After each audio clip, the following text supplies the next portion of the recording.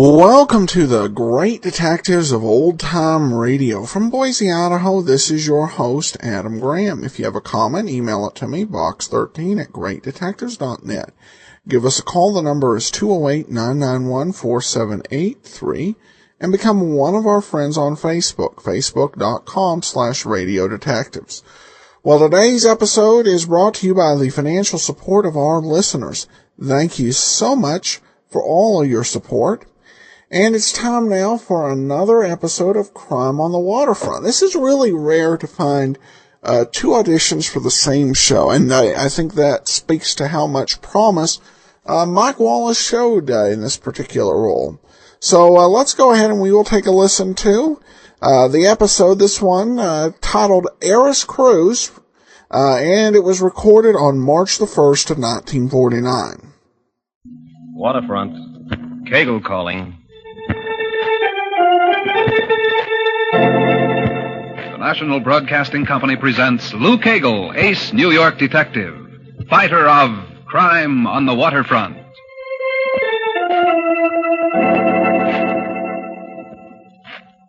Last Friday, the Metropolitan Art Museum requested headquarters to furnish someone who'd like to take a short boat ride. Seems a few of their highly valued paintings were slated to be put on exhibition at a kind of international go-to being held down in Bermuda, and they wanted a man to come on along and see that nothing happened to the stuff. So I went to Bermuda. And it's a pretty little island. I liked it. Oh, there wasn't much to do. Played some golf. Got into the water once or twice. Anyway, last night ended the convention, vacation or whatever, and this morning I checked aboard the Promethean for the return trip to New York. We're out of port about an hour when a steward knocks on my door, says, Captain Archer presents his compliments and would like to see me in his cabin at my very earliest convenience, which means pronto, so I go right down. Lieutenant Kegel, I'll come straight to the point. As master of this ship, I'm directly responsible for the safety of my passengers. Well, this morning, one of them, a young lady, appealed to me for protection. Against what? Kidnapping. On a ship? Almost my exact words. But here's the difficulty. The young lady is not just any young lady. She's Helena Dawson. Well, happy Easter. Name doesn't do anything for you? Dawson? Oyster Bay? Oh, wait a minute. The soap chips. And the oil wells. Sure. I see what you mean. Exactly. So in view of that, and now I'm thinking as an employee of the line, to ignore the appeal would be unwise. But crank stuff, huh? I wish I could be certain. You think she isn't a crank? This girl's not a run-of-the-mill heiress. In fact, she may never get a penny from her family. What's the problem there? About 8 or 9 years ago, she broke with them. Oh, now, wait a minute. I'm getting it back. Wasn't she the girl who walked out the night of her debut? And left the country. That's the one. Oh, Helena Dawson. Sure, I remember now. That was big stuff. What happened to her? She came to Bermuda and took a job as a teacher. From what I can gather, she's been on her own ever since. Well, now tell me how the kidnapping scare works in. Yes. Well, she says it started 2 weeks ago in Bermuda when an anonymous phone call came. Seems a man at the other end of the line instructed her to leave $10,000 at a designated spot within the next 5 days or she'd be kidnapped. She ignored the threat. A week later, it was repeated. What did the police have to say about it? Miss Dawson didn't report it to them. Well, that was bright. Afraid of publicity, I'd imagine. Whereas if the kidnapping went through, she wouldn't get any, I suppose. Perhaps she'd made arrangements to have it done quietly, Lieutenant. Oh, don't they kill you? What happened then? Well, even though she didn't take the authorities into her confidence, she had good sense enough to be frightened. That's why she's on this ship. Well, how do you mean?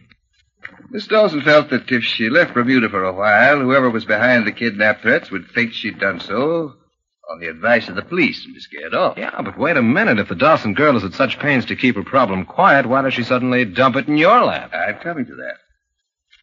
Less than 30 minutes ago, she found this note in her vanity case. She swears it wasn't there when we sailed. Oh. The price remains the same, but now it's pay up or else you won't leave this boat alive. But what's this about a white scarf? Oh. Well, according to Miss Dawson, that was originally mentioned in the second threat she received by phone in Bermuda. The man told her to appear at a certain time in the Hamilton post office wearing a white scarf if she was ready to accept his terms. That would be the sign. Movies. Everybody goes to the movies. Now he wants her to wear it in the ship's salon tonight, any time between 10 and 12. Mm-hmm. Well, what do you make of it, Lieutenant? You asking me to come into this? I'd be very grateful. So would Miss Dawson. She and I went over the list very carefully, and you're the only passenger experienced in police work we could find. What about your own men? Oh, same old thing. Everyone will know something is up, and that's what she's trying to avoid. Garbo. What's that? You sure her name isn't Garbo? Certain. Well, Lieutenant? Okay, where do I find her? Stateroom 1270. I'll phone down and tell her you're coming.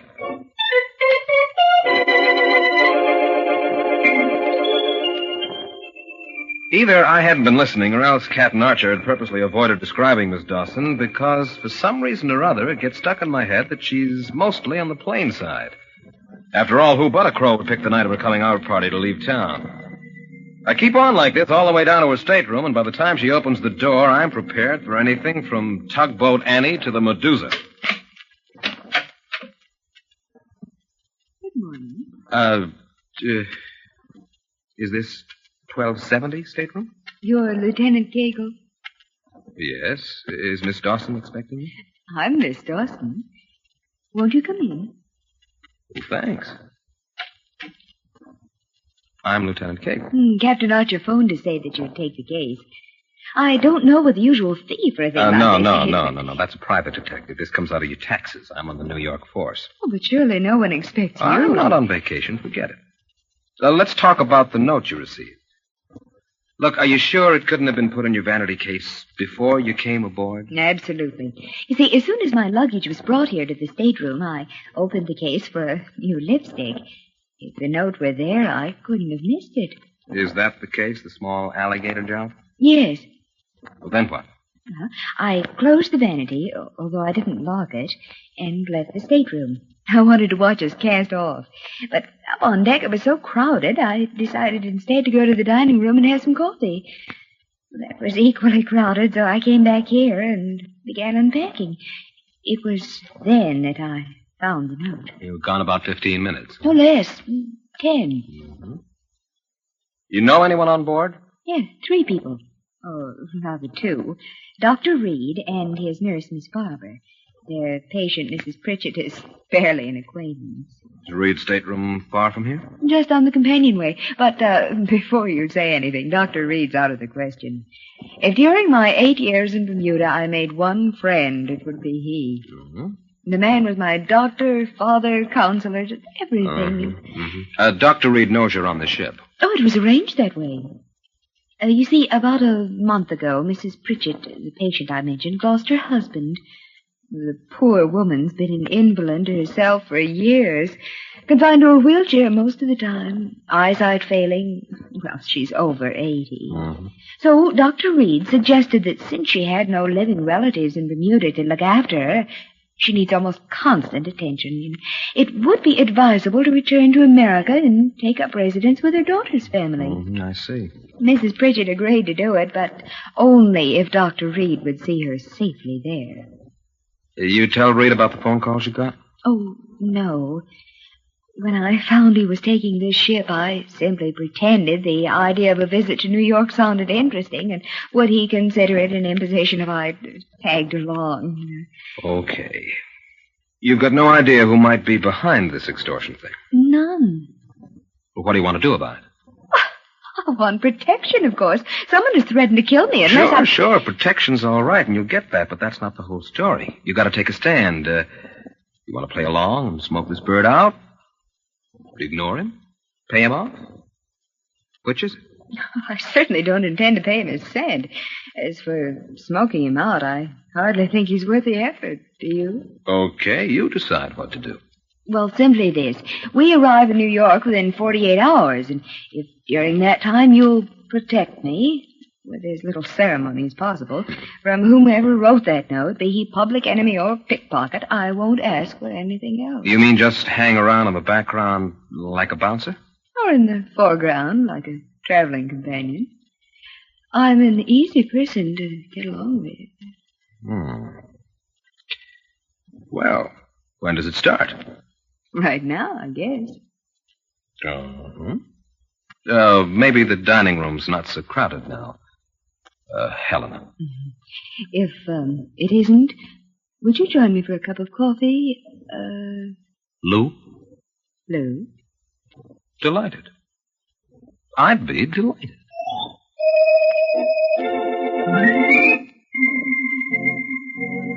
The coffee takes about an hour.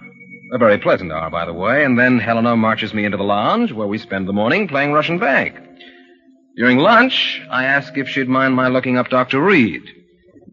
Helena decides he may as well know what's going on now, since I'll have to be explained to him sooner or later anyway, so when the meal's over, I excuse myself and walk down to his stateroom. He's a very strange-looking guy, this Reid, man about 60, with a head like a bowling ball. Skin the color of an apple that's been bit into and left to stand for a while. I bring him up to date on what's happened, why I'm involved, and then he makes what you might think is a perfectly innocent statement. I lay the entire scheme at the feet of some ill-informed crank. $10,000. Helena doesn't have near that amount. Except that I didn't tell him the note demanded $10,000. I simply said a lot of money.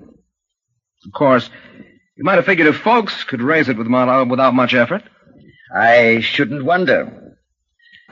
What steps are you taking, Lieutenant? None. Miss Dawson doesn't want me to. Excuse me, Lieutenant. That's Miss Barber. Come in. Miss Barber, this is Lieutenant Kegel of the New York Police Department. How do you do? Pleased to meet you. Doctor, Mrs. Pritchett's coming around. I thought maybe... Of course. Be along presently. You'll pardon me, Lieutenant. I dislike breaking off our conversation so abruptly, but my patient... Forget it. We can talk about this later. As you see, my time is restricted, but if in any way I can help or counsel you, I'd be only too glad. For years, Helena's been like a daughter to me. Yeah, that's what she said.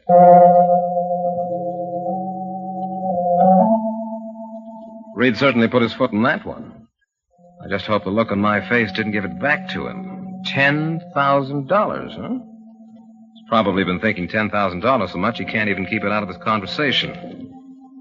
Normally, at this point in any other case, I'd be telling myself what a hot rock Lou Kegel is when it comes to fast solutions. But now I had a problem on my hands.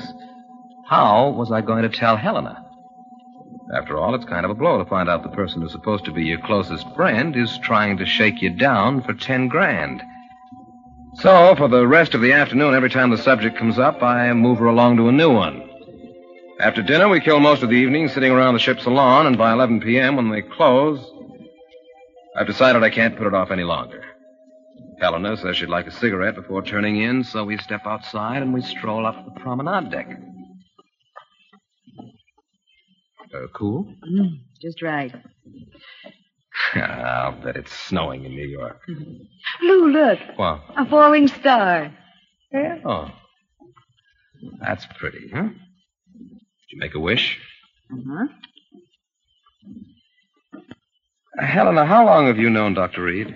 More than 7 years. Why? Oh, I was wondering where he practiced before he came to Bermuda. No place. He's a native of the island. Reid was born there? Lou, you cross-examining me? Sorry. It's an occupational disease. I met Dr. Reid in 1941, the winter. He nursed me through a case of the grip. And then when I got well and tried to pay him, he wouldn't take the money. How come? He knew how much a schoolteacher made. Pretty rough, huh? Not if you taste so simple. $1,650 a year. Which, I imagine, went for cigarettes. Oh, I lived on it. What's more, in 2 years, I'd saved enough to buy a second-hand car that I used to go around. Helena, look out. Get down. No, what is it? Don't move. Hug the wall. It came from up on the boat deck. But what? Stay here. Where are you The going? boat deck. Hug that wall and don't move. I'll be back in a minute. It was Reid. As he raised the gun, I'd caught his shadow in the hatchway above us. Ahead, like a bowling ball, you couldn't miss it. I creep up the stairs fast, about 2/3 of the way, then flatten down and heist myself forward till the deck spreads out just level with my eyes. It's deserted. And a little bit too quiet. Plus, that if the moon were any brighter, it'd blind me.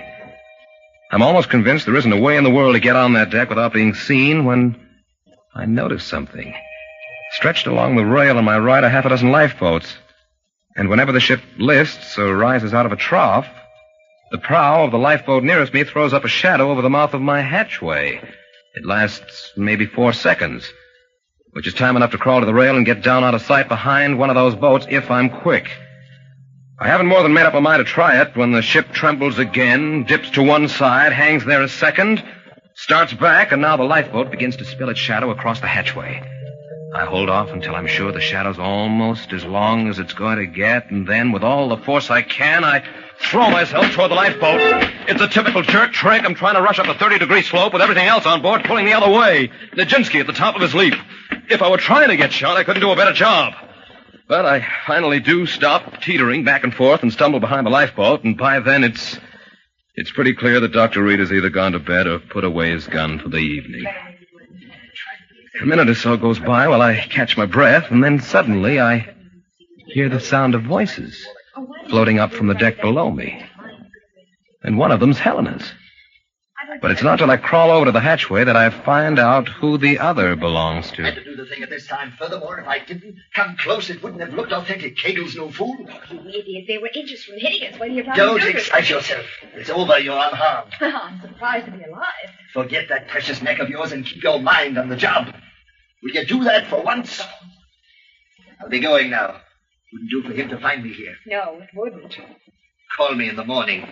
Good night. Good night, Doctor.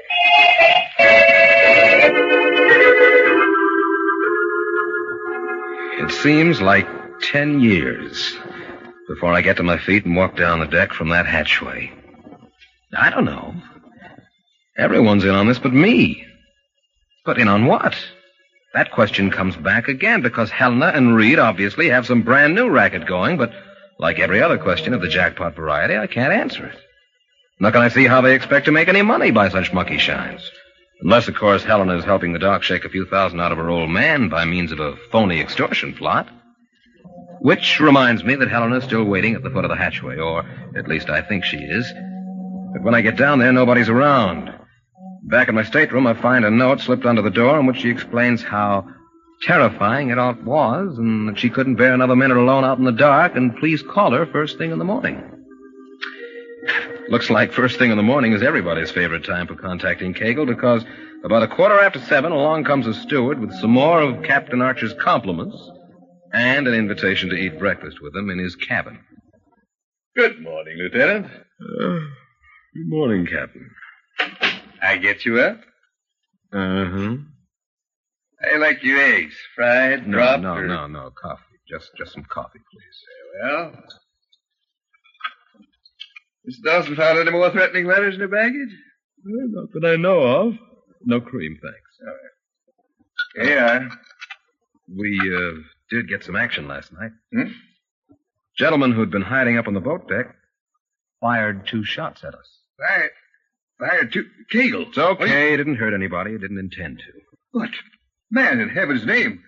You should have reported it immediately. If I didn't know who he was, I would have. Well, Now, look, Captain, you've got to go along with me on this. Take my word, he won't try it again. Also, please don't ask me who he is. The extortion notes are a blind for his real activity. And if he once guesses we're even half onto him, you'll never see the bottom of this case. Kagle, this is most irregular. As captain of the ship, I know. You're responsible for the safety of your passengers, and that's exactly why things have to be kept quiet. Unless we really hustle, this bird might slide through without having a glove laid on him. As it stands now, I can't guess what he's up to, but I'll bet it's illegal. Yes. What time do we dock tomorrow? 10 in the morning, New York time. Mm-hmm. What's use my planning any further with tonight's dinner, I suppose. Dinner? Just a little thing. Last night out, stretching a custom. Thought perhaps you, Miss Dawson, possibly that doctor friend of hers, might join me. That sounds fine. Why call it off? Well, view of all the tension. There isn't any tension. Huh? Or at least, Captain, we shouldn't show it. I think your party's a good idea. For a fact? Sure. If you want me to, I'll issue the invitation. Good. Grand. I wish you would. 8 o'clock this evening, my table. Come early. We'll have some cocktails.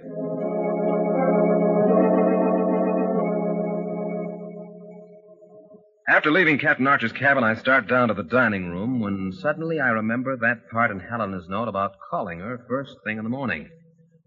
I'm anxious to get moving anyhow, so even though it's pretty early, I go down and knock on her stateroom door. Oh, Lou. Come on inside. Well, how'd you sleep? It's not very funny. Well, I didn't mean it to be.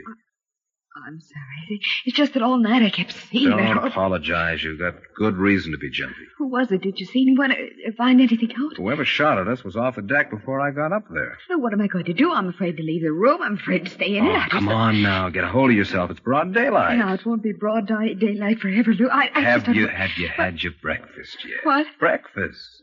What's the matter? Aren't you hungry? No. Oh, you can't worry on an empty stomach. Come on.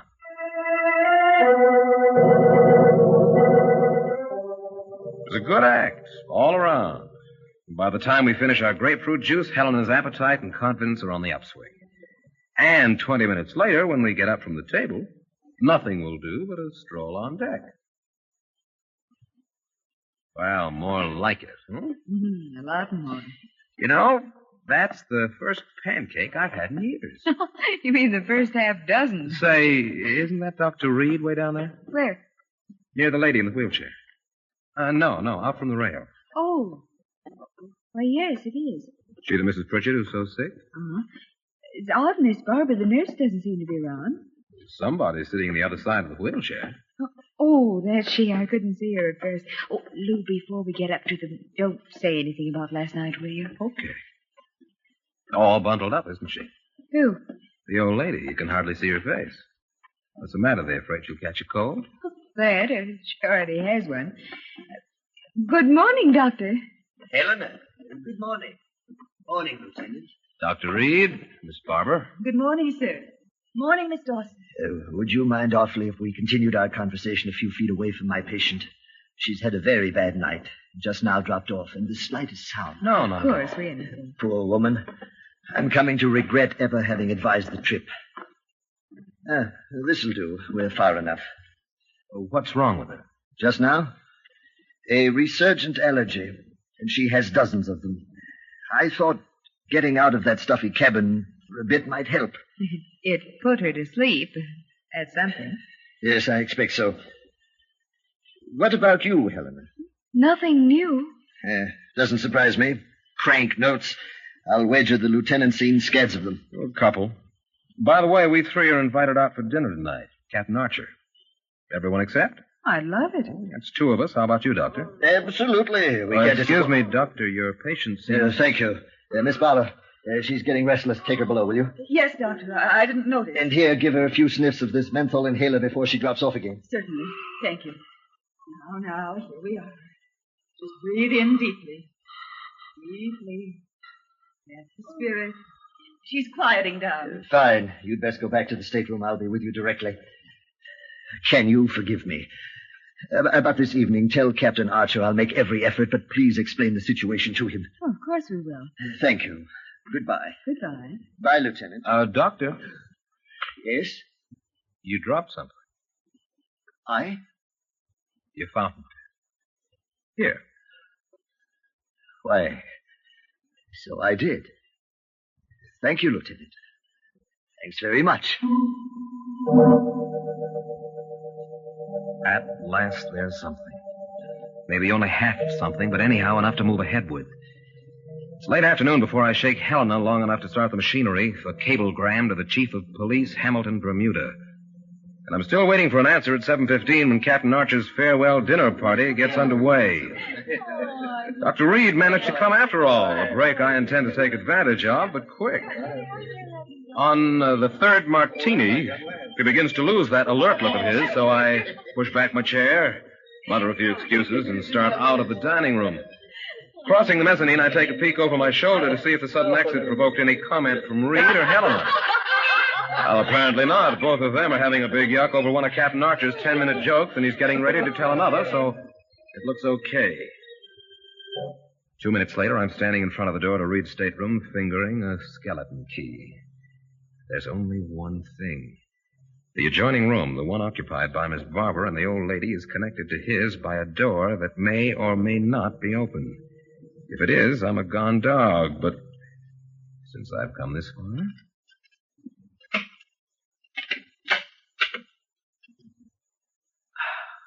Still in business. The door to Miss Barber's room is closed. There's a blade of light coming from under it, though, so I have to make the pussy feet. Now, where to begin? Reid's desk is the obvious place, but it's at the other end of the room, therefore out comes the pocket flashlight, which is a Lulu. It throws a beam all the length of a pop bottle. Somehow I pick my way over to the desk, kneel down, and start easing the bottom drawer open. Pencils, cablegram blanks. Oh, the one above it doesn't even have the pencils. Now, here's the department. Stethoscope, thermometers. What's this? Uh-huh. Home is the sailor. Uh-oh, and that's from the corridor. Well, anyway, it's not Reid. He wouldn't knock at his own door. I barely snap off the flash and duck behind a chair when...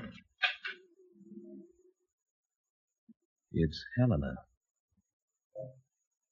She just stands there, peering through the half-open door into the darkness, listening. And then, as unexpectedly as she arrived, she's gone again.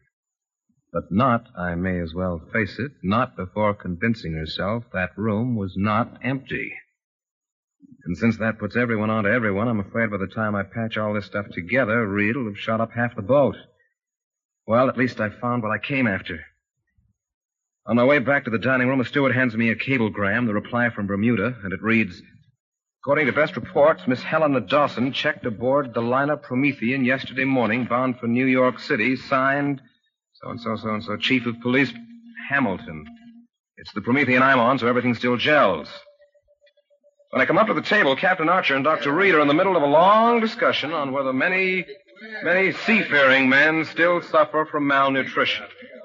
But not Helena. Oh, Lou, we missed you. Where have you been? Well, now, that's an unfair question. In the first place... Lieutenant, Huh? you know something about this. I've been trying to explain to Dr. Reid here that feeding a crew of 40 of these...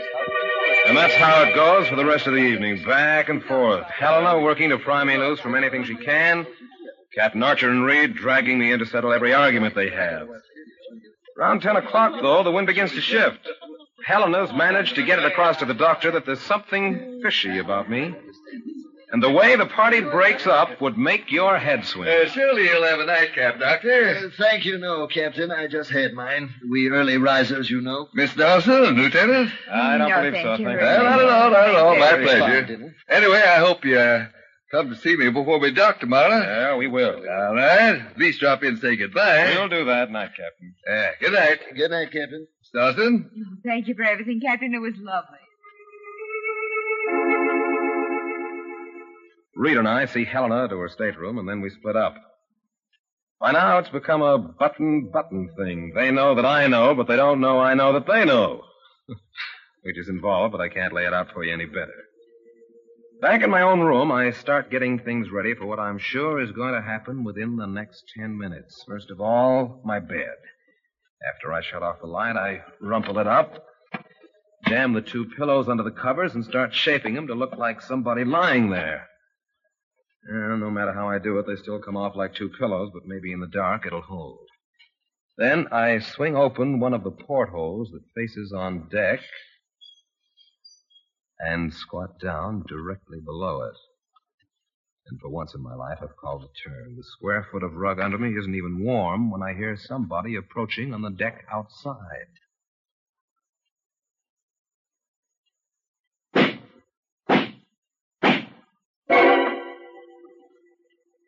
I count a slow 20 before I edge over and pick up the phone.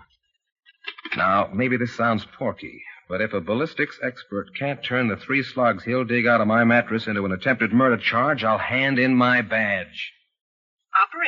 Operator. Connect me with Miss Dawson's stateroom, will you? 1270. One moment, please.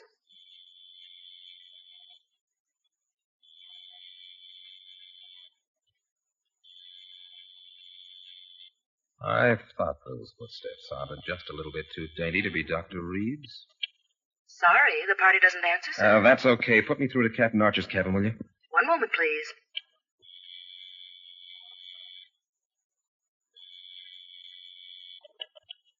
Hello? Captain Archer? Yes? Lieutenant Kegel.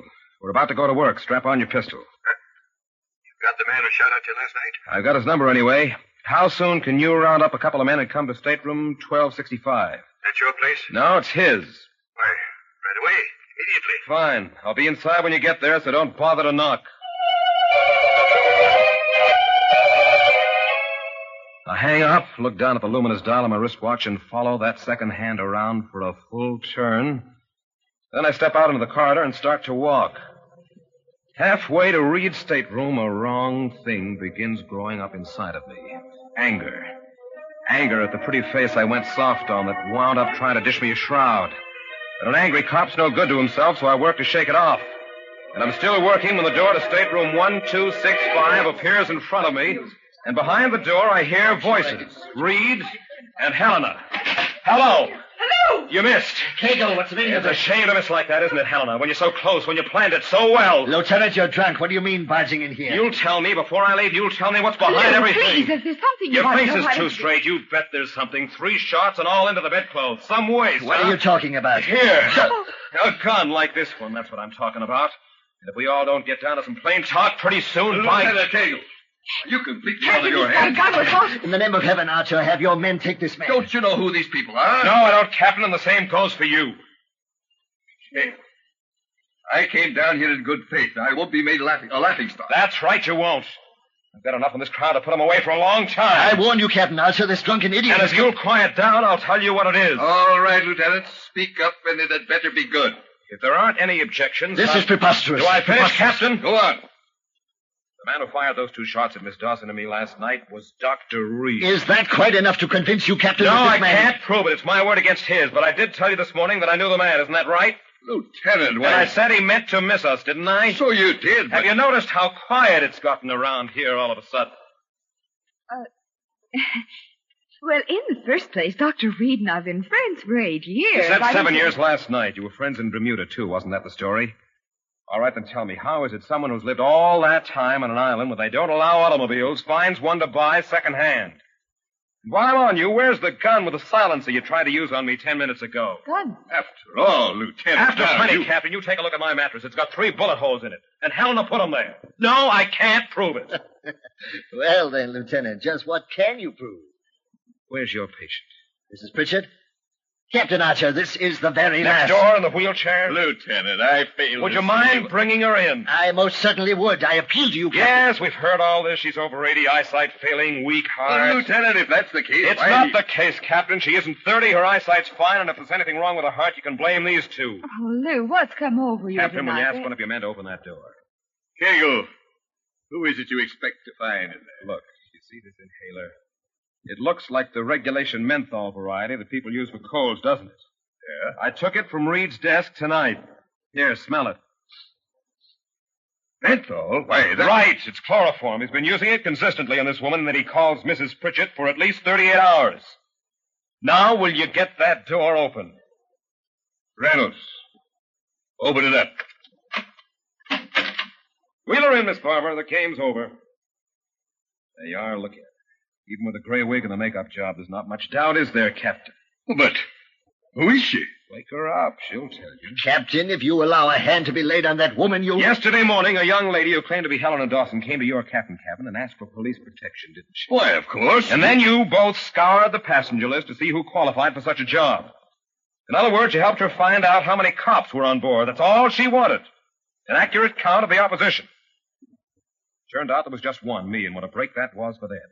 If I could be kept busy chasing wild geese, Reid here would be able to wheel his patient right off the ship without even lowering his head. But Here's the way smart crooks work, Captain. An hour ago, the chief of police in Bermuda sent me a wire saying that Helena Dawson was on this ship. Which is just what everybody's been telling me.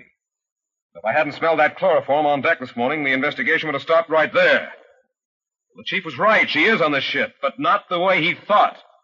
Helena Dawson was kidnapped, drugged, and brought aboard in a wheelchair. That wheelchair. And if you don't believe me, wake her up. She knows her own name. Nurse, bring her in. Captain Archer, I'm warning you, the consequence for such an... I'm prepared to accept them. Bring her too, nurse. Don't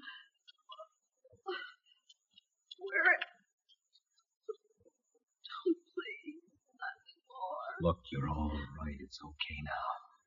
Now listen to me. Who are you? What's your name? Your name. Your name, what is it?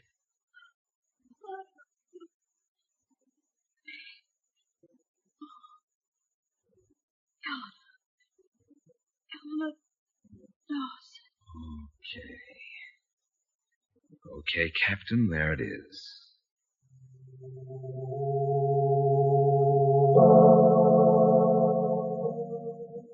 Sure enough, there it was. A couple of phony names and wrong guesses, and a cop, any cop, who happens to be standing downwind of your chloroform inhaler, and the next thing you know, everybody needs a lawyer. Even smart crooks.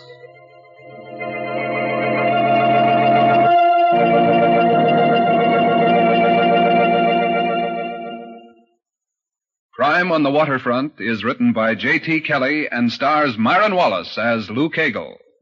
Listen again next week to another Crime on the Waterfront. This is George Stone speaking. Welcome back. Well, I like this series and the overall performance by Mike Wallace. A very interesting look at what might have been, if not for the advent of television and his career taking an entirely different course. And writing was pretty good. Like I said in the first episode, there was probably just way too many of these type of shows on. But I hope you've enjoyed it. Well, next week we put it off for 2 weeks, but we're going to go ahead and bring you Pete Kelly's Blues starting next Tuesday. In the meanwhile, send your comments to box13@greatdetectives.net. Follow us on Twitter at Radio Detectives, and give us a call at 208-991-4783. And we will see you back here next Tuesday with Pete Kelly's Blues, and then join us again tomorrow for Let George Do It. In the meanwhile, from Boise, Idaho, this is your host, Adam Graham, signing off.